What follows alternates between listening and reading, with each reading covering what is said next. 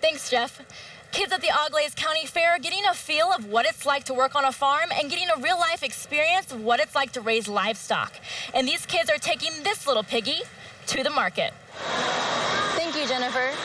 Today is the first day of summer, and it sure feels like it. Fairgoers are not only trying to beat the heat, but they're also trying to keep their animals cool. The area's news leader in high definition. This is your News Now at 6. Coming up right now on Your News at 6, a Putnam County man makes an appearance in court today to make a shocking admission.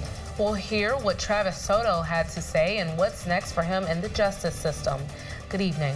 After recently serving 5 years in prison on a maximum sentence related to the death of his son, a Putnam County man finds himself back in the courtroom and now has the county reinvestigating what was a closed case. Katie Jackson has the story. A very unusual case circling Putnam County. After serving his time, Travis Soto recently confessed to murdering his 2-year-old son 11 years ago. Soto has not been charged yet, but is currently being held in the Putnam County Jail. Judge Chad Neese set bond at $500,000 during Soto's arraignment. In 2006, Soto pleaded guilty to the charge of child endangerment in the death of his son, Julio Soto Baldoza, after a plea deal. He was initially charged with involuntary manslaughter after he ran over his son with an all-terrain vehicle and failing to call for help. Recently, Soto walked into the Putnam County Sheriff's Office and recanted his previous testimony, then confessed to murder. He come to us, he said he had been carrying that weight around for a long time and he just wanted to get it off his chest. I guess I'm just glad to see that if we can get final clarity on it. I think even back at the original time, there were questions that we couldn't answer, and we wanted to, we just couldn't get those answers. So now hopefully we can finish answering those questions. Well, ultimately, as you know, there will be a preliminary hearing. After that, if the case is bound over, it will be presented to the grand jury at our next grand jury. They will make a decision whether or not there should be an indictment on these charges. If they conclude that there should be an indictment, then the prosecution will continue in the Court of Common Pleas. Despite the confession, law enforcement officers and the county prosecutor are unsure as to whether any charges will be forthcoming. Soto will be back in court Tuesday, August 2nd for his preliminary hearing. In Ottawa, Katie Jackson, Your News Now. A girl stricken with cancer rallies others to donate blood to help those who are battling the same disease. Katie Jackson has that story. Lauren Cunningham is one of the most outgoing and happiest 11-year-olds you will ever meet. Despite being diagnosed with leukemia in 2014, she spends her time trying to help others and put a smile on their face. Lauren was diagnosed in May of 2014 after the doctors thought she just had a bad sinus infection. Since that time, my husband and I have talked about something we'd like to do. There's nothing we can do for Lauren to make this go away other than, we take her to her treatments, what needs to be done, but we can't make it better. So our goal is to try and help others in some way that we can. And to do that, we started doing the blood drives. It's something real important to Lauren. The American Red Cross has been hosting blood drives in Lauren's name so she can help others and people like her. She has received more than 80 blood transfusions during her treatment. She may need more transfusions in the future to help her continue to battle the leukemia. Her goal for the drive was to get at least 100 people registered. I'm excited that we got my goal, and hopefully at least 100 people will be able to donate, because then we'd be able to save 300 lives. For every one person that donates, we save 3 lives. She spreads the word about the drives by posting to Facebook, writing emails, and sending postcards. She says her supporters also help spread the word. There are a lot of kids from this area that have been diagnosed with leukemia since I have been, and we're trying to reach out to their families, help them. I send letters to them, I send cards, I try to keep a smile on their face. Lauren loves to dance, swim, and play sports. None of those activities would be possible for her if not for blood donors who have helped her continue to live through her treatments. In September of 2016, she will be done with chemotherapy. She'll continue to go to Nationwide Children's Hospital for appointments, but as long as the leukemia doesn't come back, she will be done with chemotherapy then in September. Yep, I'm gonna beat leukemia. In Lima, Katie Jackson, Your News Now. Jennings Township, located adjacent to Spencerville and Monticello, is quiet, tight-knit community where people were recently notified of a large organization coming to State Route 116. Hundreds from that community showing up at a township meeting to state their concerns. Katie Jackson has that story. Pine Valley Ranch LLC applied for a permit to build a 2.2 million chicken mega farm facility in Spencerville. The permit arrived on the trustee's desk in January of this year. Community members are just now finding out. There is a requirement that this get advertised, this permit get advertised, and the plans for this future building get advertised in the county paper of largest general circulation. Okay, Van Wert County, even though we're clear down in the corner of Van Wert County, that paper is the Van Wert Times Bulletin.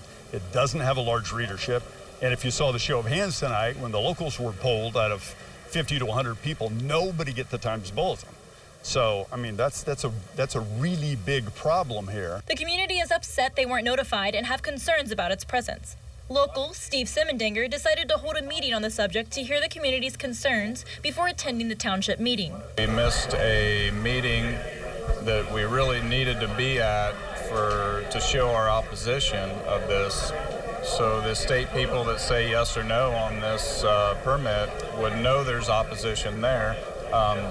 We're going to try to get this stopped, not just for maybe us right now, for people in the future, our kids. The community says the decreasing property value and the odor is the least of their concerns. Jennings Township is more concerned with the manure from the chicken farm contaminating the aquifers and possibly the wells running dry. The chicken farm will require over 106,000 gallons of water a day to run. That water has a chance of being contaminated by poultry manure, which is poisonous. After speaking with trustees and local commissioners at Town Hall, community officials are pushing to have a second hearing on the permit. In Spencerville, Katie Jackson, your news now. The Auglaize County Relay for Life covers that county as well as St. Mary's, Minster, and Wapakoneta communities. Many community members were out on the track this evening supporting the fight against cancer. Katie Jackson has more. The Survivor's Lap at the Auglaize County Relay for Life was kicked off with the fight song by Rachel Platten. Crowds of supporters and teams applauded as 70 survivors and their families walked down the track. We come together for 6 hours today to raise money and celebrate a year of fundraising. We have a goal of about $33,000. We're already at about $25,000. So we're just here to raise money, honor our survivors, and celebrate. Every week in Auglaize County, 4 families hear the words, "You have cancer." Participants at the Relay for Life want that number to go to a 0. Despite those statistics, the Auglaize Relay was filled with contagious smiles and hope. I met Linda Keckler. 17 months ago, she was diagnosed with stage 4 breast cancer. She finished her last treatment just before the relay. She volunteers every year in honor of her mother who had cancer, but little did she know she would be one of the survivors. I was also told that radiation wouldn't benefit me, mastectomy wouldn't benefit me. It was pretty much going to go from my lymph nodes to the rest of my body and love you, see you, bye type thing. But I explained to him that just didn't work in my schedule. Linda, not allowed to get tattoos because of her low ability to fight off infection, decided to anyways. This one is my latest one. It says, "She believes she can, so she will." So then that way, when I do beat cancer, I'll get another tattoo. It says, "She believes she believed she could, so she did." Linda says there isn't much you can do about cancer because you didn't ask for it, but you can fight it and others can fight with you. It's events like this. It's people coming together, showing that they're passionate about finding that cure. The Relay for Life movement has raised over $5 billion for cancer research since it began in 1985. In Auglaize County, Katie Jackson, your news now. Beginning tomorrow, September the 8th, doctors in Ohio will be able to write prescriptions to patients for medical marijuana, but that may be difficult. Katie Jackson tells us why. The substance marijuana will be legal in the state of Ohio. However, we do not have the implementation of how we're going to dispense the marijuana throughout the area. Despite the drug now being legal for medical use, doctors have no way of prescribing it because it is not currently being dispensed. The state has not provided guidelines as how the prescriptions are going to occur or who's going to dispense it. The dispensary portion of the law is not complete, and that has to be complete before this can go into action. And I dare say it may take a year or more before we're ready to implement the law. Lima Safety Services Chair Ann Miles called for a meeting between council members and professionals to discuss whether the city will or will not allow marijuana dispensaries. Since the regulations and the standards that's governing this law, House Bill 523, have not been defined yet, there's still a lot of unknowns. And so we decided to wait to issue enact a 6-month moratorium, which gives us time to really think about this issue, to think about its impact on our community as a whole, not just on certain certain individuals or certain people who think this is a good thing to do here. From the position of the police department, we are not looking forward to dispensaries in the city because of some of the issues that we've been seeing in the incubator states and some of the increase in robberies and some of the more serious crimes associated with them. So that's always a concern for us. The state of Ohio, as well as the Safety Service Committee, are currently analyzing incubator states where the law has already been passed. They will learn from other states' mistakes in order to move forward with the new law. In Lima, Katie Jackson, your news now. Lima City school officials are hopping on school buses to meet and take questions from community members throughout the district. Katie Jackson tells us why. Hey kids! Hi! Lima City Schools is holding their first ever Meet Us at the Bus Stop initiative, inviting students, parents, and residents to chat with the district superintendent and treasurer. We're doing just a kind of a meet and greet.